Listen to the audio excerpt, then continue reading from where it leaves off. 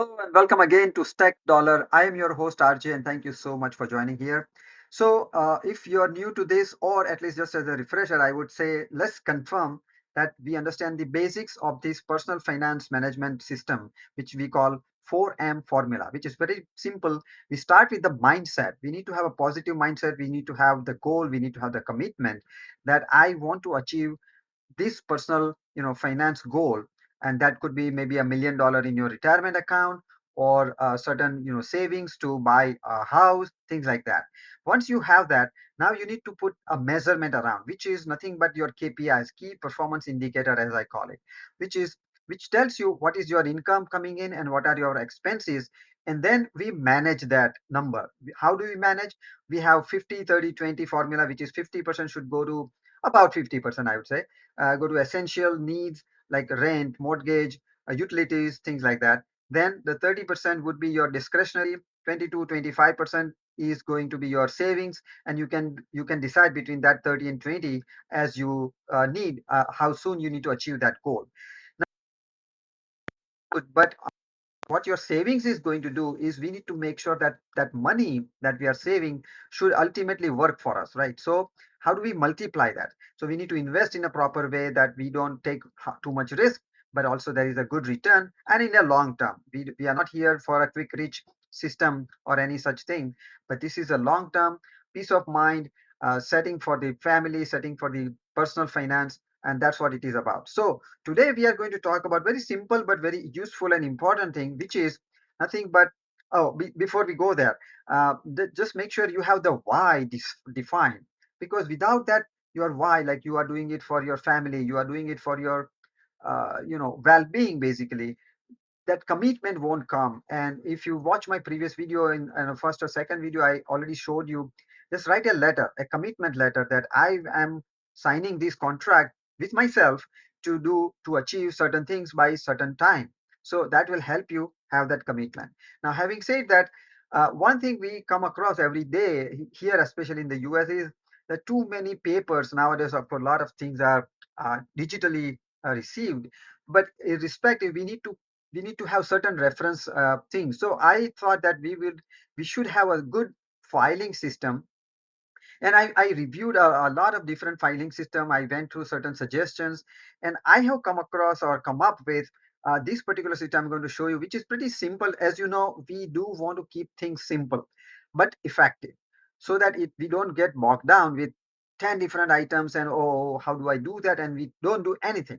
Rather, keep it simple and we can follow through. That's why, as you can see, the 4M formula is so simple that it's very easy to remember, and then you can follow through. So now this filing system, I call it a CSA filing system, which is very easy to remember. C is for category, S for subcategory, and then A for account.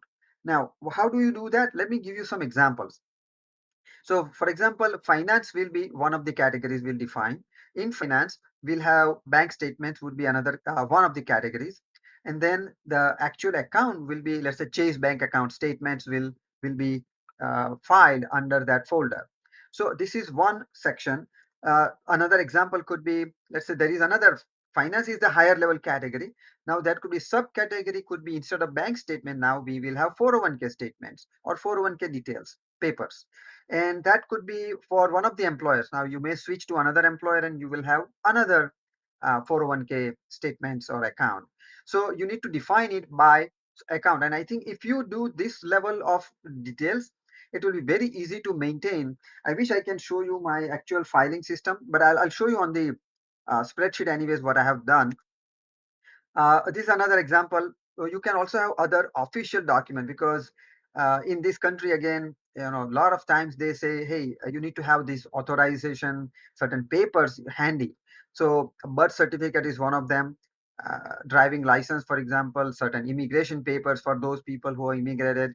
So passport, copies of passport, a lot of such important papers. You want to keep them properly aligned so that it can be easy to retrieve whenever you need it. So in this case, maybe there is no account applicable. So I put NA in this case. Now, let me actually also give you one more example. So in category, you can do, just like finance, we can have insurance as another category, where there will be life insurance, medical insurance, auto insurance, all of that. You can create auto as a completely separate category, and in there you can have auto insurance, auto service reports, auto titles, vehicle titles. So you can, I think I have created that and I'll show you. And the account could be whatever life insurance you got it from, that will be the case. So now let's take a look at actual filing system. I mean, categories and all that. I have made a full list, and I'll show you right here. And I'll put this in our description as well. But I'll also create give you the link. So I'll make this a public accessible document so that you can all view it. Now, as you can see under official, as I was showing you, it could be birth certificate, social security card, passport, driving license. That could be marriage certificate, for those who might need divorce certificate, adoption, child adoptions records, degree like your educational degree, awards, certificates, auto registration you can put under here, or you can go under auto, up to you. Under medical, you can have immunization, COVID records, doctor's info you need to keep, certain medical records you want to keep, prescriptions, annual checkup reports, under financial bank statement, as I told. Now there could be multiple banks. This is how this helps to arrange. So bank one, bank two, you can have multiple accounts, and it will this system very simple. CSA, right? I put it earlier CIA, but it's okay. Whatever you want to name it. So you can have it subcategory, and then it could be a reference or an account, whatever you want to call it. CSR, CSA, up to you. Nothing special about this. It's just a title. All right. So this is just to give you an idea. Like credit card statements will be there. Credit card one, credit card two. You might have multiple. Obviously, there will be mortgage statements. There will be 401k, we just looked at. There could be account one, account two, or employer one, employer two. You can say there can also be financial investment in IRA, Roth IRA, 529. All of these also go under whatever account or employer you want to attach it to.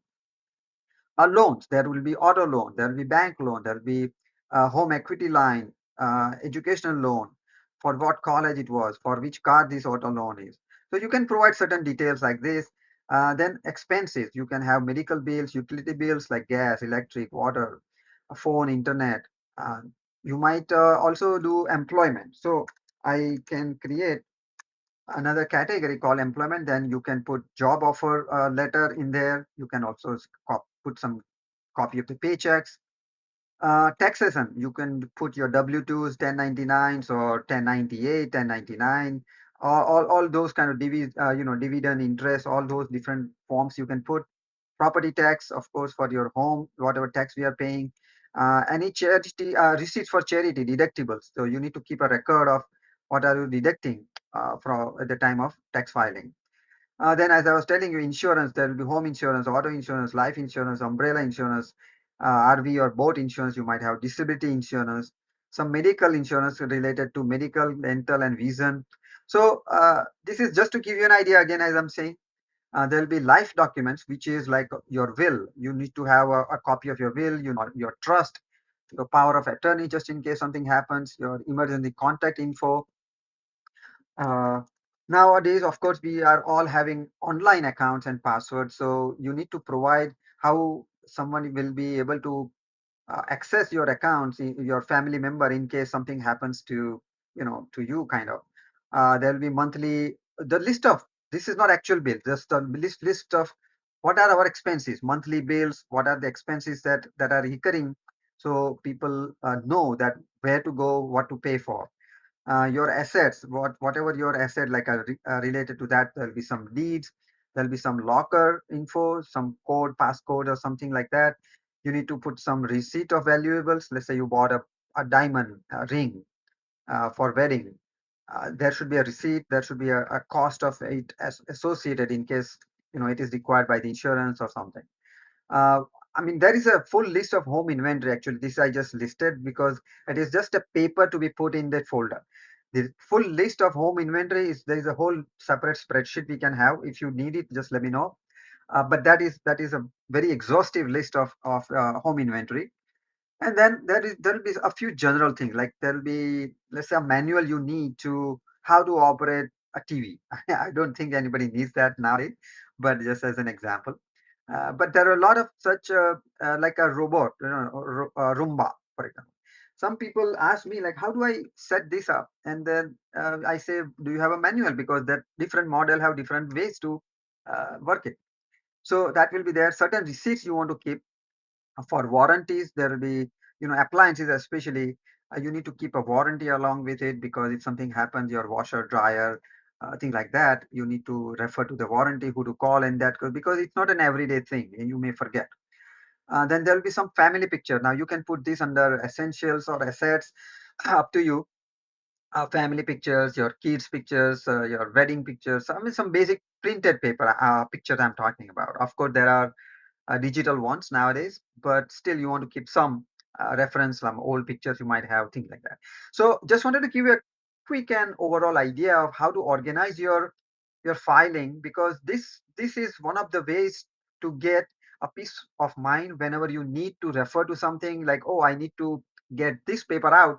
You know where to go for. Just make a simple box system. I put I have a plastic box. In that I have hanging folders, and I create all these manila, those yellow folders.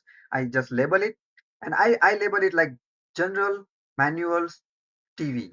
Like I put the name in that tab, full name there, so I know what this is about.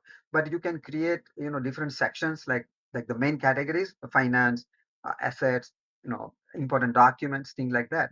And you will be much more, it will be easier to find instead of fumbling through the paper. And I'm guilty of doing that.